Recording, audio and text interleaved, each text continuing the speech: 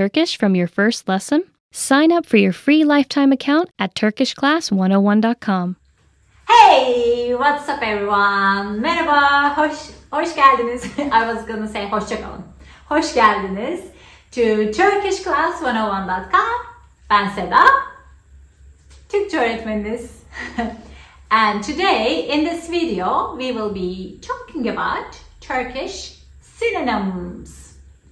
As a language learner, I know this topic can be confusing for you. You may have come across like words that seem to have same meaning, and you might wonder if there are any differences or nuances between them. And in Turkish there are many synonyms that are used in everyday life interchangeably, and we'll explore some of them today. Not all of them, it's impossible, but some of them. And before we start, I want to talk to you guys about the evolution of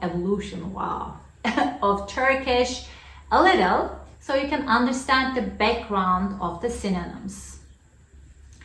Okay, Turkish language has a rich and complex history, reflecting the many cultures and languages that have influenced it over like hundreds of years.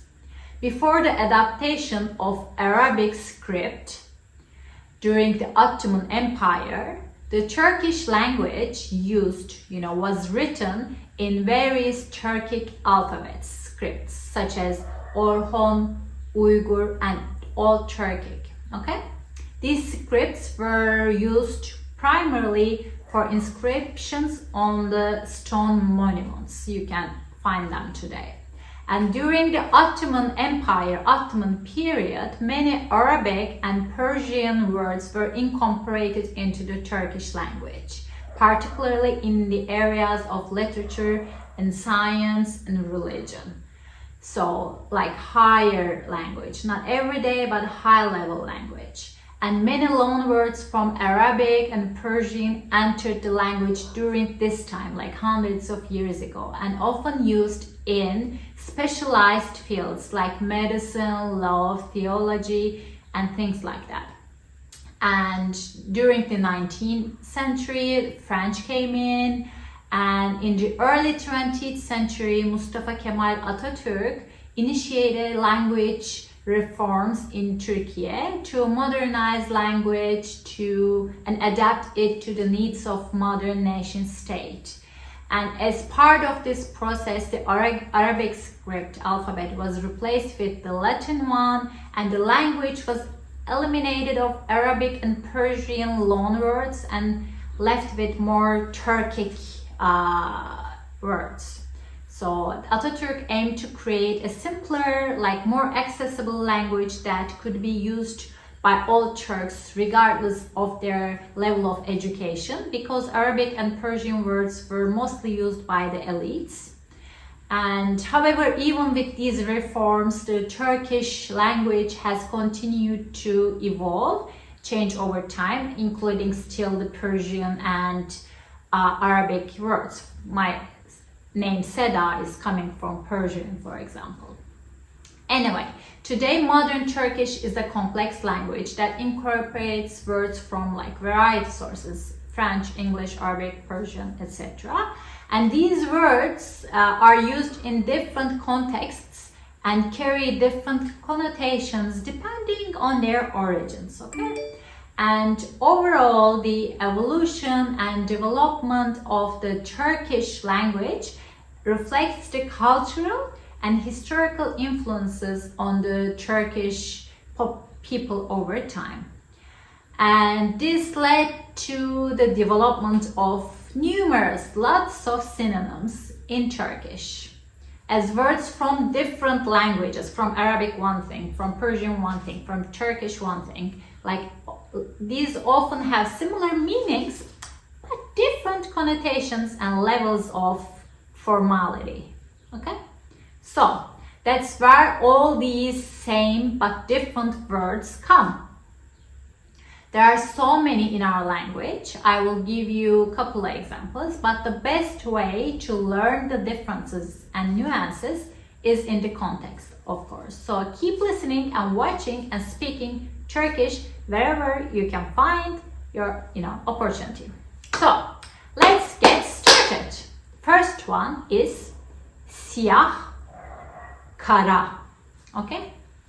Siyah and kara are both Turkish words that refer to the color black, but they are used in slightly different ways. Siyah is more commonly used to describe the color black itself and is often used in everyday conversation to refer black objects like clothing, surfaces, etc. For example, one might say siyah pantolon to refer to black pants, siyah saç to refer to black hair. Okay?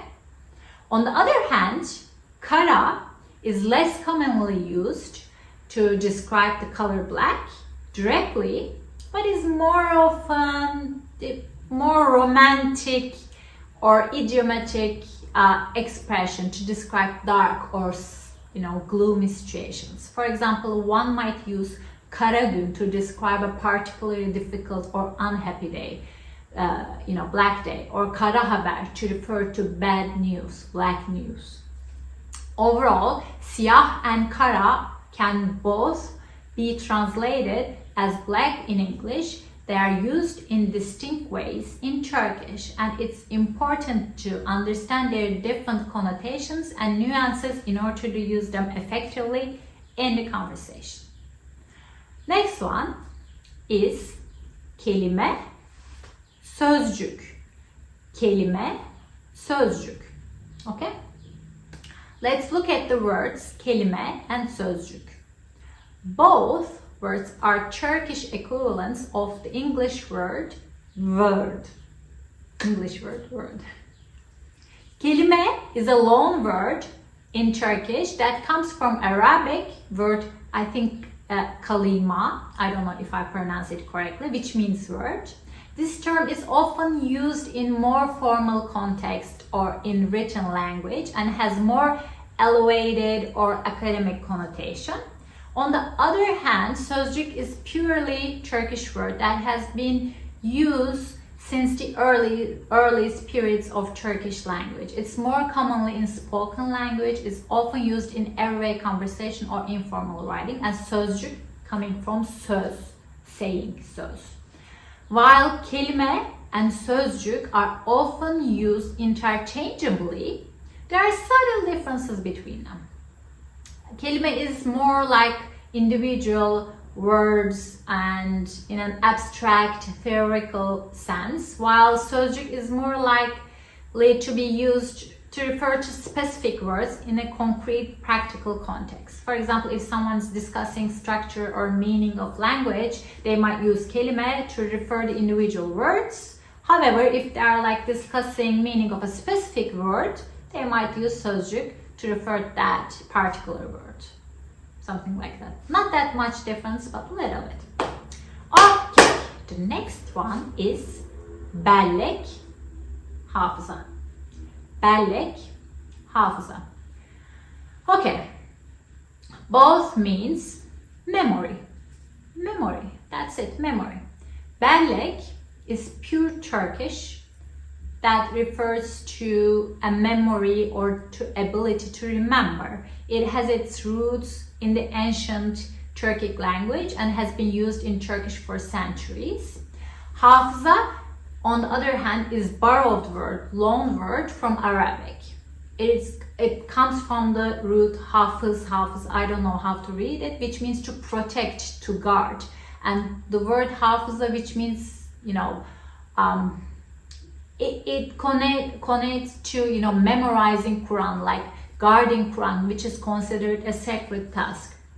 So bellek is used to refer both short-term and long-term memory, and it can also refer to physical memory devices like computer memory. Hafıza, on the other hand, is more like formal context such as academic or scientific discussions, and it's the ability to remember information, is not the memory itself. For example, one can say hafızam çok güçlü. My memory is very strong. or hafızamı kaybettim, like I lost my memory. Okay. The other one is görev, vazife. Görev, vazife. They both mean like duty, responsibility. Görev is pure Turkish again and commonly used to refer, regular duty, responsibility, and like more like official tasks such as duties of a job or responsibilities of a public official. The word görev is derived from the Old Turkic, which means, görmek, görmek, to see, to look, and to watchman's, it's like a watchman's duty, of keeping watch and alerting others to danger. On the other hand, vazife is again coming from Arabic and adapted to Turkish, and it also means, in Turkish at least, duty, responsibility, more formal literally in compared to görev, and it can be in a religious context as well, like the duties of a soldier, like religious obligations of Muslims, vazife. But mostly you can use them interchangeably, according to the context and situation. The Arabic one is the little bit older Turkish for us, because it's like the Ottoman Turkish, we call it. We call the Arabic Persian mixed Turkish Ottoman Turkish. So it is a little bit of less modern, more sophisticated language. I think that's it. Vazife is like more formal, more official, religious. Görev is most commonly used, like everyday life. The next one is Uygarlık, medeniyet. Uygarlık savaşında bayrağı taşıyor. There was a song like that. Turkish word Uygarlık refers to a civilization, culture, and developed way of life. It has been used in Turkish language for centuries. It's derived from the root Uygar, which means civilized. And this word reflects the Turkish people's strong historical ties to Central Asia, where they developed their own unique culture and civilization. And on the other hand, medeniyet, the word medeniyet comes from the Arabic again, from the word Medine, the city, the civilization again, the center of the civilization is the city Medine. So it entered the Turkish language during this Ottoman period, and as I already told you, and they are similar but not similar again. And Uygarlık is more broader. Uygarlık is broader context to describe a civilization's advanced stage, while medeniyet is used more specifically to describe societies, cultural achievements and artistic expressions and things like that. One is broader, one is more looking in, looking out, something like that. But these all can interchangeably used for each other as well. And next one is again a color, al, kırmızı. Al, kırmızı. This means, they both mean red, okay, the color red. Again, with the other one is similar to other one. Al is older and pure Turkish word that has been used for centuries, but that's not, instead of it's being, although it's being very Turkish, we don't use that much. We used kırmızı instead as, regular red. Red t-shirt, red this, red that, red car, kırmızı, kırmızı, kırmızı. We use kırmızı. And al is more poetic, literal context, such as in the phrase al bayrak for Turkish flag, al bayrak, red flag, but more poetic, which is not, we are not talking about this, the color, but the symbol of Turkish nationalism and independence, because we, shed blood for that flag, so it's like al-bayrak, you know what I mean? And kırmızı is more, you know, normally if you say kırmızı bayrak, it means like red flag. It doesn't include any symbolisms. Or kırmızı araba, red car, kırmızı elma, red apple. It's like regular color. You can just use it.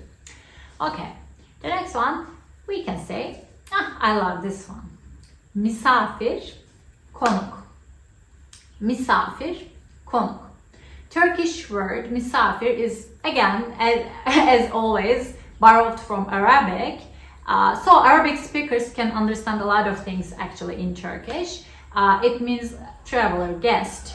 And in Turkish, misafir refers to a person who is visiting someone's home or place as a guest. Okay?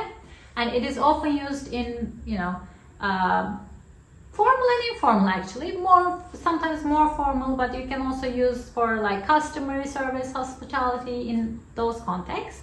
On the other hand, like the Turkish word konuk is a pure Turkish again that has been used again for centuries, and it comes from the verb konmak. For example, birds konar, yani kuşlar konar, birds. They like settle somewhere. It also means guest, but it's more commonly used to refer someone who's invited to an event or a gathering, something like that. Not to your house, but you know, these are our guests in that sense. And we have a word, misafirperver. I love this word. This is a compound noun that consists two words, misafir, perver. One is Arabic, one is Persian. Misafir means guest in Arabic, and perver actually comes from Persian word parvar or pervar, which means to nurture, to raise, to educate, protect, foster. So misafir perver literally means, you know, someone who is nurturing the guest, which reflects the traditional Turkish hospitality values. You know, this concept of hospitality is deeply ingrained in Turkish culture, like seriously. One reason for this tradition is rooted in the nomadic history of, you know, Central Asian Turkish people. You know, when the Turks were a nomadic society, they relied on each other's hospitality of others to survive in the harsh environment of Central Asia. And this culture of hospitality, generosity continued as the Turks settled in different parts of the world, including the Anatolia. And after Anatolia, you know, additional this tradition, Islam, which is the dominant religion in Turkey, like places great importance on hospitality and kindness towards guests and, you know, foreigners. And they say the Prophet Muhammad himself encouraged, you know, his followers to be hospitable to the poor, to, you know, people who are hungry, to their guests, to treat everyone with kindness and respect, with equal respect. And overall, these two traditions of misafirperverlik, hospitality towards guests, integrated in Turkish culture and is seen as a way of honor both guests and the host. And this is why I love Turkish so much. So even one word can, you know, tell you a lot of things, and there's so much depth in it. And I love when they Persian and Arabic words mix, they make beautiful babies. And one more note, if you have been to Turkey, you know what misafirperverlik means. It means that we have to feed you till you die. Till you cannot move. Even if you say, you know, I'm not hungry, we're gonna bring you food. If you say, you know, I don't want more chai, we'll bring you chai. You say, okay, no dessert please. Okay, we say, okay, we'll bring you a plate. You know, no Turkish host will listen to you about, you know, you being not hungry. Everybody's hungry. All the guests are always hungry, so just accept it and go with it, okay? That's the way we work. I don't know why. Okay, the next one. Kalp, gönül, yürek. They all refer to heart. Dun, dun, dun, dun, dun, dun. Kalp, gönül, yürek. Kalp is the physical heart. Yürek and gönül is like more metaphorical, emotional, spiritual heart, okay? Kalp is the like pure Turkish word. Like in medical terminology, the thing we have in our body. And if you are, for example, if you go to a doctor, it will say, he or she will, it will say kalp, okay? Yürek is another word for heart in Turkish. It's also Turkish origin. So it's less commonly used as the heart, but more like poetic, emotional context. And as a noun, yürek also, it can means like kalp, but kalp, heart with a courage, heart with bravery, fearless, in the face of danger or like problem. In this sense, it's used in idiomatic expressions like bu iş yürek ister, like this job requires courage, bu iş yürek ister, and you do this. And you yürekli, if you say with heart, yürekli, it means that with courage. It emphasizes like the strength of character and spirit rather than a physical organ of the heart. Have you guys watched The Wizard of Oz? I'm sure you did, at least some of you guys. And there was a lion there, like cowardly lion. He was lacking a heart. He was looking for a bit. He was so coward because he thinks he doesn't have a physical heart. And then he finds it, and then he learns that he has a heart, but he needs courage. So yürek in that sense is the perfect thing that the lion is looking for. Okay? When it comes to gönül, it means it's more romantic and like slightly different. It's not like, again, organ to refer to our heart, like the organ heart. It's like love, affection, and like devotion, and like in poetry, music, like in things like that, you use that heart, okay? For example, when expressing love in Turkish, you might say, gönlüm sana ait, like my heart belongs to you. Kalbim, you can also use kalbim in that sense, but gönlüm sana ait is like more poetic. Or gönül rahatlığıyla sevebilirim seni. Like I can love you with all my heart. Gönül rahatlığıyla. Okay, in summary, all these words to refer to heart. Kalp is the most commonly used and like the organ medical one. Yürek is for the courage, bravery one. Gönül is for the romantic one. You can remember like that. Okay, I think we are done. We have so many, and let's sum up a little.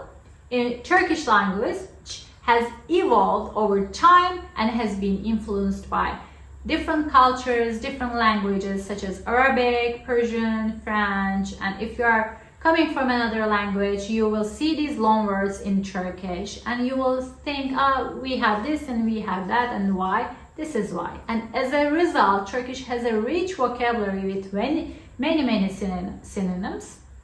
And we explore differences between various words such as like kelime, sözcük, görev, vazife, kırmızı, uygarlık, medeniyet, misafir, konuk. We also discussed, kalp, yürek, and gönül.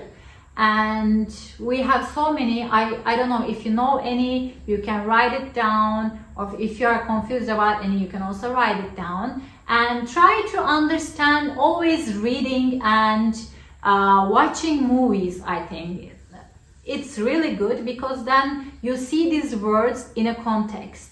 So it is when you say one word and explain it, this means this, but it doesn't make sense. It makes sense with the connections. So try to read more, even if it's a children's story. If you are basic level, you can. I always suggest this. You read children's stories.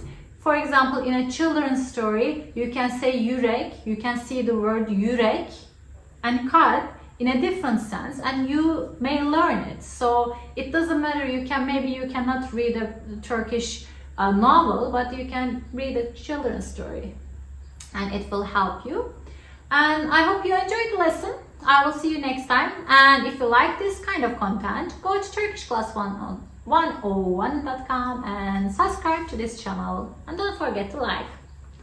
Hoşçakalın, kendinize iyi bakın. Want to speed up your language learning? Take your very first lesson with us. You'll start speaking in minutes and master real conversations. Sign up for your free lifetime account. Just click the link in the description.